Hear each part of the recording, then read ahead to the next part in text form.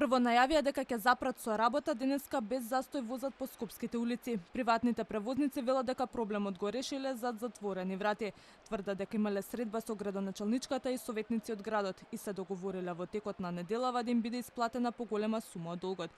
Во спротивно се заканија дека ќе престанат со работа. Иако првично приватниците им дадоа информација на медиумите дека се на состанок во градските бараки, сепак представници кои тврдат дека биле на средбата не излегоа да дадат изјава пред камерите.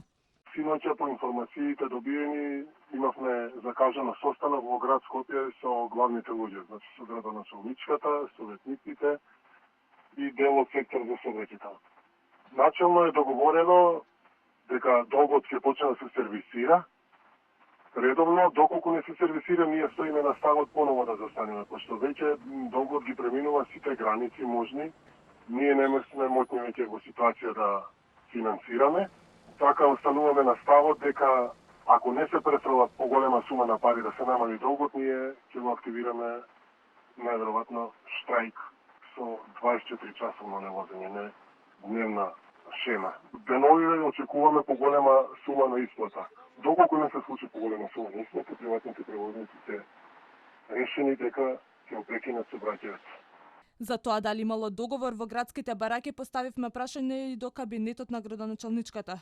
Поврзано со информациите во јавност, град Скопје известува дека нема никакви обврски ни исплати кон приватни превозници. За договорни обврски и релации помеѓу ЈСП и приватните превозници, одговори може да дадат од јавното сообраќајно предпријатие. Денес превозниците сообраќаат редовно согласно утврдениот летен возен ред.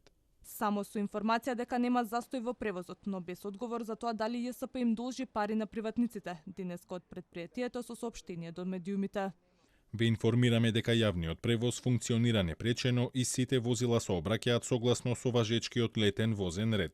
Ова не е прв пат приватните превозници да најавуваат и да запрат со работа. Пред повеќе од една година метрополата остана без јавен превоз откако приватниците неколку месеци не возеа, а нивните автобуси беа паркирани по булеварите.